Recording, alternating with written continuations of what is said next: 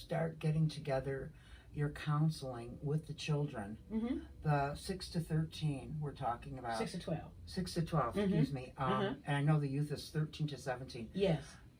With both these different age groups, do you think that you would be, or are you willing to, or are you going to counsel both parent and child, or one or the other, or both together, or what are you going to do in the counseling if you want to get to the parents too? Well, that's a good question, because I'm open to meet the needs for where the need needs to be met.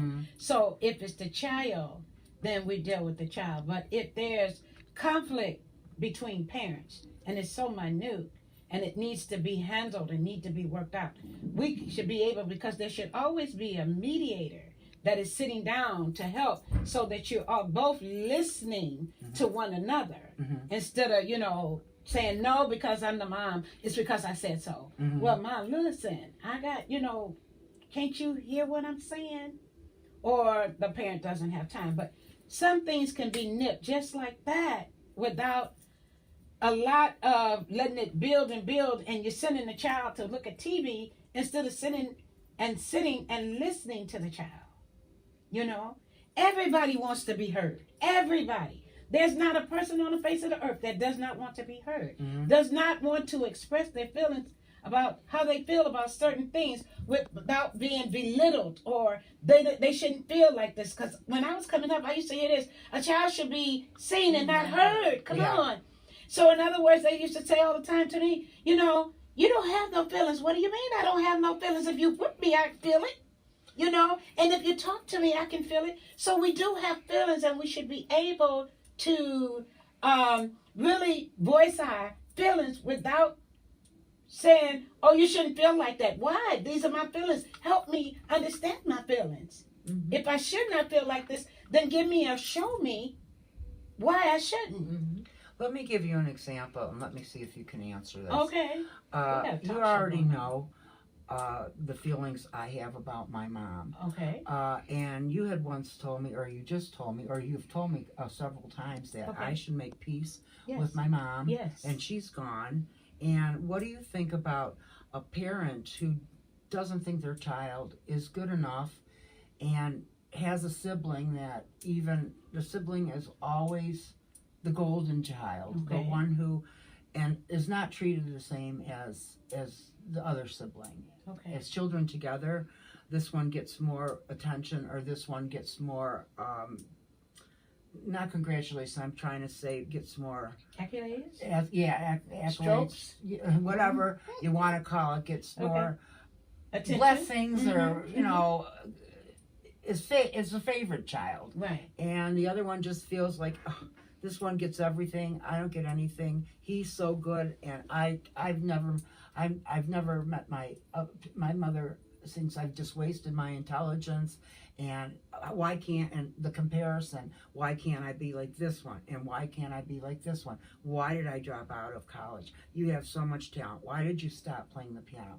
How can I forgive someone that's made my life really traumatic? And that really brings me to tears. Okay, all right. Well, one of the things is that this is what I've learned about forgiveness. And we cannot forgive within ourselves, because, as you said, it's too much that has been built up over a period of years. And if we are to forgive anybody, and I've heard so many people say, I can forgive, but I can't forget. So you haven't really forgiven, because when you forgive a person, you're going to literally, whatever comes back up, it will not traumatize you, will not take you back to where you were. You understand? Because some things have to come back up to cause us to remember, to be able to move forward. So then how can you forgive? And my thing is that a lot of people have yet to learn that the only way we can do any of this is with the help of God. And I promise you that, with the help of God. If you believe there's a God, you might not be practicing or have that relationship with God.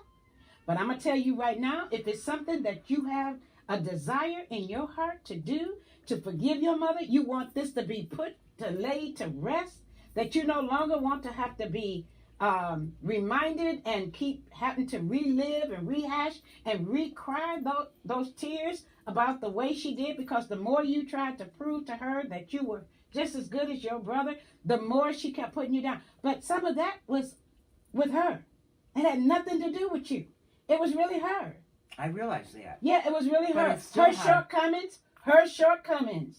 You know, you'd be surprised at what parents do when they have certain children or certain kids. You know, sometimes they're even jealous of their own children, and that's, you know, you would say that's sad. That is sad, because But it happens though. you would think that the parents would be just so happy that you're trying your best and doing your hardest, and then to be put down. And the thing is that the more you tried to get your mother's approval, the more she kept pushing you further and further down. But I'm still telling you, if even at where you are right today, and you really truly make up in your mind that I've had enough of this overshadowing my life, whereas I cannot move on to find the peace and the joy and the happiness that has been promised to me, you know, because we depend on so many